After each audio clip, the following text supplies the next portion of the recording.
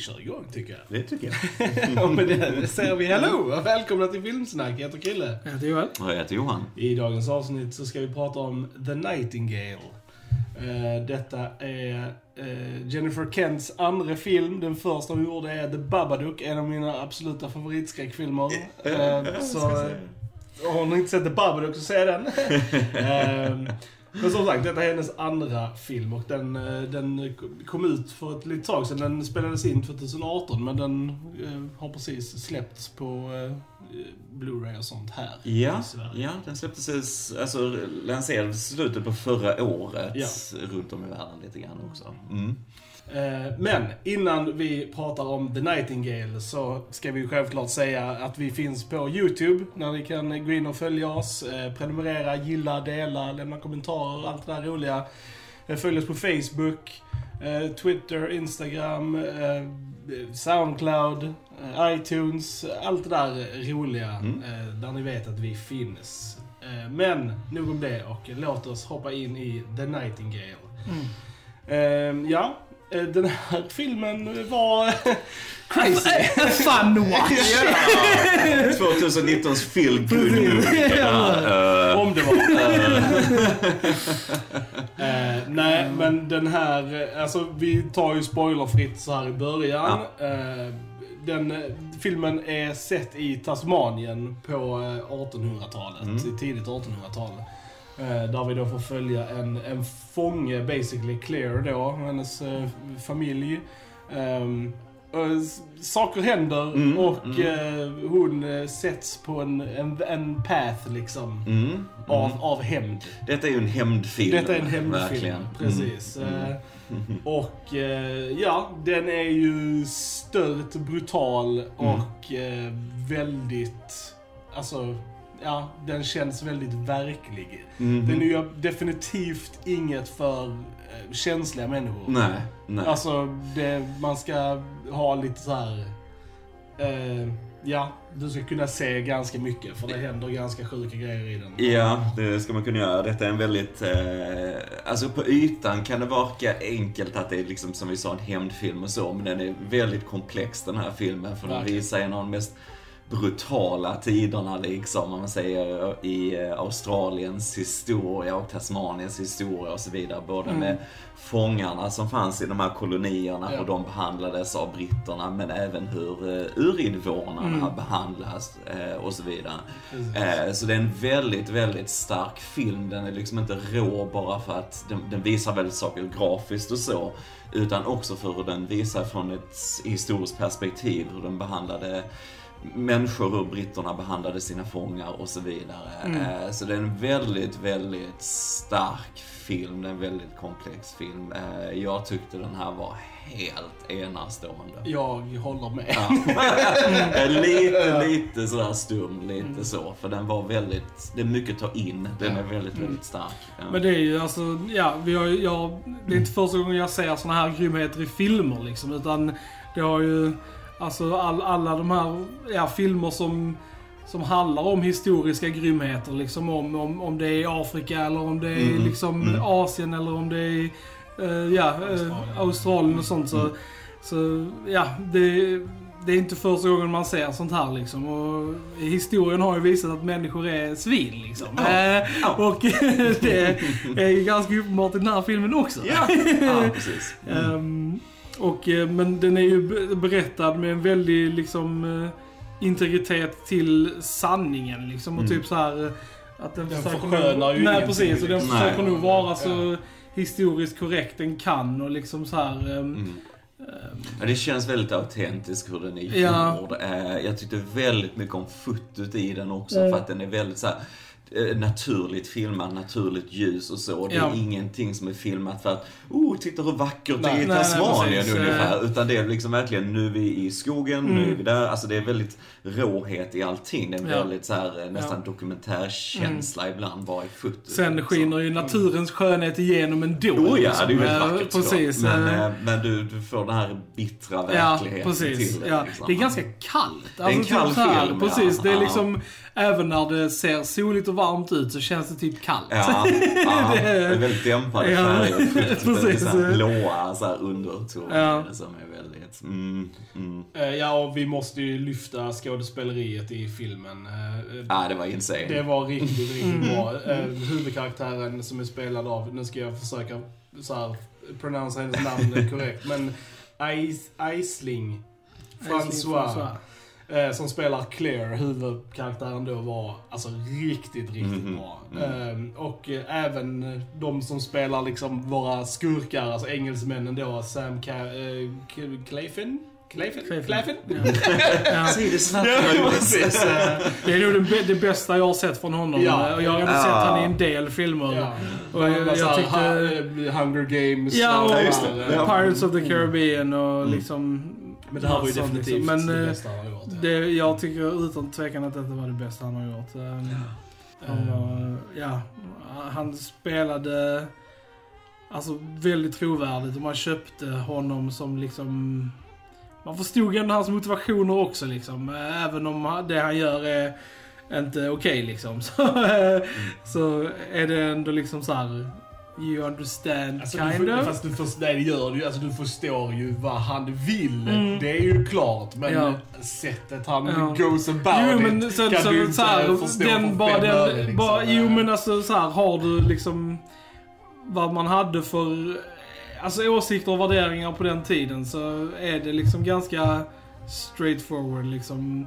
Jennifer Kent har också sagt det, att hon ville verkligen alltså visa hur man såg på då kvinnor och alltså lägre ställda människor helt enkelt, som man trodde då på den tiden liksom. Så att det var inget konstigt, och oftast gjorde såna här grejer alltså gjordes oftast inte för någon så här ondskefull liksom grej, utan det var bara någonting som skedde ganska naturligt för att de här människorna såg sig över. Alltså det var inte att slå typ, jag menar alltså slå typ kvinnor och svarta. Jag kan tänka mig att de som råkade ut för det tyckte att det var ganska ondskefullt.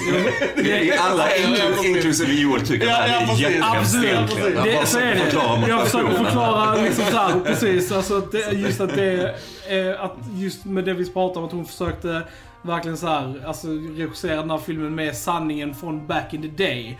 Och då var det som gällde liksom. Alltså de såg på mindre värda människor som liksom ägodelar, och alltså de tog bättre hand om djuren oftast än vad de gjorde till exempel med svarta liksom, till exempel. Och det just den attityden tycker jag är fångad väldigt så här, bra i denna filmen liksom. Och han är ju inte särskilt snäll med sina egna män heller. Nej, precis. Exakt. Liksom, för de är ju också under honom liksom. Så att det, Jo, nej men den är väldigt intressant ifrån ett sånt samhällsperspektiv. Just i historiskt perspektiv som du säger, absolut också. Och sen måste jag ju nämna, på tal om slaktarnamn här, Baikali Ganamba som spelar då Billy då som urinvånare och så också. Väldigt bra skådespel. Gillade verkligen hur han och Claires relation liksom utvecklades genom filmen, att de är egentligen på motsatta sidor från början, men sen så har de väldigt mycket gemensamt och kommer tillsammans på olika sätt och så genom storyn, och också väldigt bra karaktärsutveckling, hur det var skrivet och så. Jag tyckte väldigt mycket om det. Verkligen. Ja. Och det kändes också naturligt. Inte, alltså det hade kunnat vara väldigt så här filmiskt, stereotypiskt hur en sån relation skulle kunna liksom ändra sig och alltså så här, och växa fram liksom. Men jag tyckte det kändes inte så. Nej. Utan det kändes väldigt naturligt. Det var bra gjort helt enkelt. Som sagt, det här är ju ingen ny story och det är inga nya story tropes.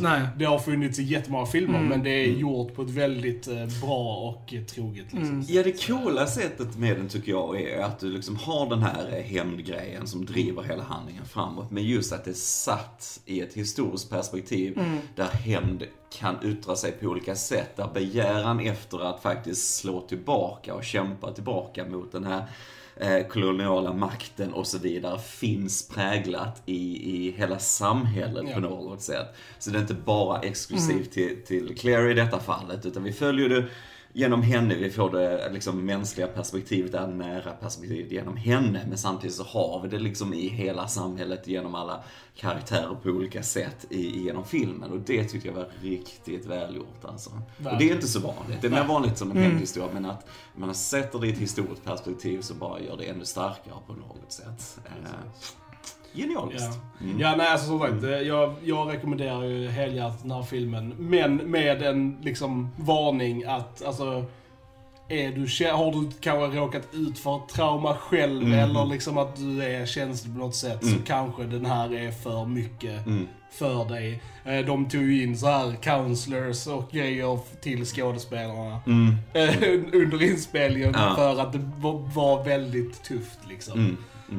Men helt klart väldigt värt att se. Och även, jag trycker igen på Jennifer Kents första film, The Babadook. Eller hur? Do it! Det är viktigt, och dels tycker jag det är viktigt att stödja så här kvinnliga regissörer. Alltså, för de är få och inte många som kommer fram till ljuset liksom. Och dels handlar det om en historiskt viktig liksom, grej också. Så tycker jag definitivt man ska kolla på den. Ja, nej, jag tycker den är viktig att se, just som du sa också, från ett historiskt perspektiv. Alltså att detta är kanske en mörk sida av Australiens historia som inte visas särskilt ofta i film eller någonting. Liksom. Är det inte bara Crocodile Dundee som gäller? Nej, men liksom att, så jag tycker det har ett historiskt värde och viktigt att visa, precis som man kan visa andra viktiga filmer, alltså just som har historiskt innehåll, om man tänker på som Schindler's List och sådana filmer till exempel, så tycker jag att detta är en film man bör se ifrån ett sådant perspektiv också. Absolut. Och bara det också att det här språket som de pratar är ju ett riktigt nästan utdött språk som väldigt få talar, och tack vare den här filmen så kommer det språket vara så länge fysisk media kan tittas på och så kommer det språket leva vidare liksom.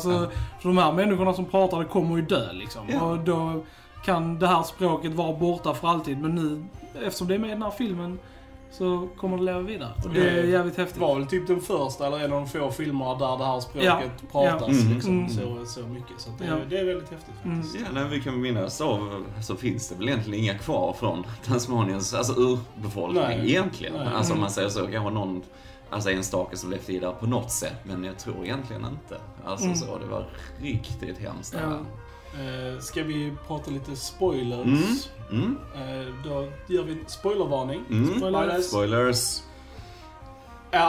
Var börjar jag vet inte. Man bara såhär... Alltså, vi hade ju blivit varnade av diverse folk att den här filmen skulle vara alltså, så här crazy. Så jag var ju alltså, förberedd på scener. Och våldtäktsscener är ju det jag förväntade mig det. Liksom. Jag var okej. Det kommer hända liksom. För det handlar om en kvinna på den här tiden. Och hennes ställning att hon är fånge och Hawkins. Och det är ju aldrig kul att kolla på liksom. Men just de här, alltså så här, när de dödar barn och sånt, det är ju tradigt att kolla på alltså. Men sen är det ju så här, alltså, även om det är så hemskt, the vengeance blir ju so much sweeter. Där det väl kommer, man bara yes, kill them. Då liksom, jag önskar nästan att de fick det värre än vad de fick liksom. Det var the first guy liksom.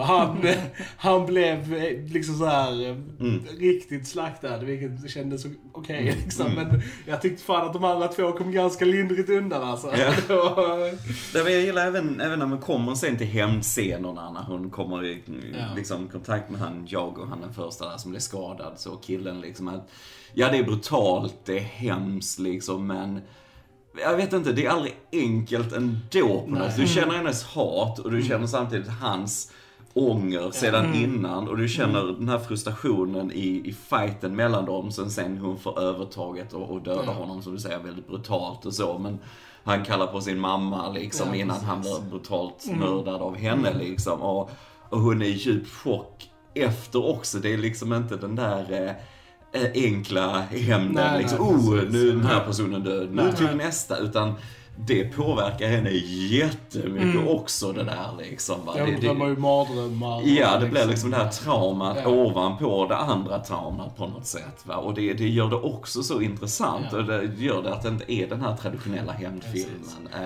Och det är det som är också själva slutkonfrontationen då mot Hawkins, att hon går in där bland andra officerarna liksom och ger tillbaks alla grejerna som hon har fått av honom, vilket är jätteäckligt bara det liksom. Och hon bara unleashed säger allting hon känner och så liksom, men hon får på ett sätt ett avslut där också liksom. Och det bara gör det mer intressant än en traditionell enkel hämnd, alla ska dö hämnd på något sätt, eller om man säger. Jag gillar verkligen det. Och hon hade ju chansen, alltså för de träffar ju på dem där ute i vildmarken. Men då, hon klarar inte av att göra det en gång till liksom, efter den första. Så jag tror också att han har lite mer makt över henne, alltså att hon är på något sätt nog mer rädd för honom än vad hon är. Så det tar en lång tid innan hon vågar liksom få det modet som då hon får liksom mot slutet liksom. Och han har ju liksom förgripit sig på henne hur länge som helst, och bara ett sätt att visa det visuellt i filmen var ju alla de här små sakerna hon hade fått som hon försökte sälja och så vidare. För varenda grej där är ju förmodligen ett ögonbegrepp liksom. Alltså rent visuellt är det smått genialiskt också att visa det på det sättet. Den där var riktigt bra. Riktigt bra, ja. Riktigt bra. Men alltså, fy fan vilken tradig tid. Alltså, jag skulle ju inte ha velat leva på den tiden. Egentligen typ någonstans. Alltså, typ så här. Jag kan tänka mig att det var jättekul någon annanstans heller. Alltså såvida inte det var rik så var det inte ball alltså. Nej. Men igen också sen, alltså det här som vi pratade om innan alltså relationen mellan Billy och Claire. Jag verkligen tyckte om den. Hur det växte. För mig så är det ju liksom Billy som är den mänskliga delen av den här filmen.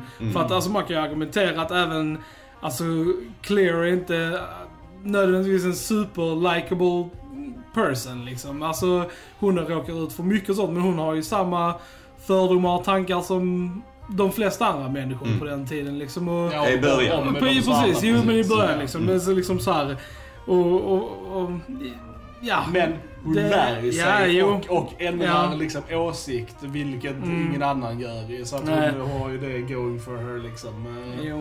Men jag gillar de scenerna också när hon satt med Billy då vid lägerelden. Det var de här bonding moments liksom, när de så lärde känna henne mer så, och just när hon berättar sin story också, att liksom hon återigen fattigdom, alltså då när hon var i Irland och så försökte klara sig och stal och hon hade ingen familj och grejer, att de här fruktansvärda orättvisorna som finns, det fanns, men det finns ju fortfarande till viss del i samhället såklart, och liksom hur det gjorde att hon var tvungen att stjäla, och sen har det liksom bara varit den här spiralen nedåt liksom, att den här enorma klasskillnaderna och att det inte finns någon trygghet för någon i samhället gör att folk är desperata och stjäl och så vidare. Och det är bara så fruktansvärt tragiskt, hela den bakgrunden. Liksom. Och man ser att folk blev bara mördade left and right liksom. Alltså i sina hem och liksom det var ingenstans var liksom säkert. Du kunde liksom inte så här liksom, det här är trygghet, det fanns liksom. Nej. Det var, och det byggde filmen upp väldigt bra, och bara generellt sett i hela filmen så satt man på nålar tyckte jag, för man visste inte riktigt vad som skulle hända, och som du säger, allt kunde liksom, fanns inget som var tryggt och säkert, och du visste inte riktigt hur det skulle gå för vissa karaktärer. Du började ana kanske lite, okej, ska detta leda till någonting? När Hawkins började komma närmare den här lilla pojken som följde med, han Eddie då, som följde med gänget där när de skulle ta sig till staden och så. Och han skulle lära honom skjuta, och man tänker, var ska detta gå någonstans liksom, och ska det leda till att den här pojken kanske i någon situation måste fatta ett beslut och så. Men det blir någonting helt annat av det egentligen liksom. Han pressas där, men han bryr sig inte om den här lilla killen ändå, för det är bara en fånge liksom, så att han skjuter honom också, och det fruktansvärt verkligen. Jag gillar han gamla gubben som de fick komma in till där mot slutet. Han var kung. Och den... Hon bara, good lord! Ja, good lord Harold. Han bara, quiet woman! Ja, det var, alltså så där fanns ju, alltså självklart som i allting så finns det ju goda människor. Ja, precis, precis. Och det är ändå så här, det är viktigt att visa det också. Speciellt i en sån här dyster film. Även om scenerna i sig är liksom allvarliga och tråkiga, så har de en viss lätthet till sig efter allt det där. Det behövs verkligen i en sån här film. Jag tror det första gången vi skrattade. Ja, jag tror också det. Precis. Vi skrattade väl typ så här 2 gånger i hela filmen. Ja, precis. Det var väl inte... Ja, det var så bloody white people. Ja, precis. Perfekt undertitel till filmen. Ja. Nej, men jag gillar som sagt nyanserna där. Lysande också att det var verkligen inte mycket musik i filmen. Det var väl ingen musik alls? I princip ingen. Nej. I princip ingen. Det var ju Claire sjöng ju och det var någon gång hon typ hallucinerade lite grann. Då kom det in musik och så fick vi lite på eftertexten ungefär. Det var allt ungefär. Annars var det tyst igenom hela filmen och gör också jättemycket för realismen i det och så här. Ja, men som du säger, ingen musik, allt är naturligt ljus, filmat. Och filmen är filmad i så här 4:3-format. Lite så här old men sen det kände jag så här, jag kan förstå varför, men jag kände att det var lite onödigt. Alltså den hade liksom varit filmen. Alltså, med tanke på att fotografering och film inte fanns på den tiden så kunde det inte vara liksom så här. Alltså då kan de lika bra feta liksom. Jag vet inte. Om jag ska nitpicka på någonting så är det. Jag gillade också att de vågade använda mycket andra språk. Alltså förutom det här då inhemska språket, så alltså att gaeliska var en stor del av filmen också. Att det kändes som att det var en väldigt så här viktig nyckeldel till hennes karaktär. Alltså så här, att det sa väldigt mycket vem hon var hon hörde hemma liksom. Och det fick vi också på den här lägsen när hon sa att jag är Irland liksom, inte England liksom och så här. Och jag gillade att de vågade använda det så pass mycket som de gjorde. Tyckte jag var. Jo, men det vävs också in i de här liksom, att det är olika kulturer, olika folk som är som är urinvånare och så vidare liksom, att de har sitt språk och så vidare. Det blir så rikt och det blir mer komplext. Jag gillar det. Jag gillar verkligen det. Jag var så imponerad av verkligen allt skådespeleri i den här filmen. Från de största till minsta karaktärerna. Alla är klockrena, verkligen. Känns fullt realistiskt. Ja, precis. Jag vill bara så här, nämna han som spelade hennes man i början. Michael Shakespeare. Jag tyckte han var riktigt bra också. Han var inte med jättemycket liksom, men jag tyckte han var instant likable liksom. Och man så här, man kände det liksom när han dog liksom. Jag visste ju, jag visste det, så jag försökte inte bli så här emotionally invested. För det var liksom typ så här, jag kunde inte tänka mig att någonting annat skulle hända där i början liksom. Någonting måste, så jag tänkte, they're gone, so I'm just not gonna I'm just gonna watch this. Lite så.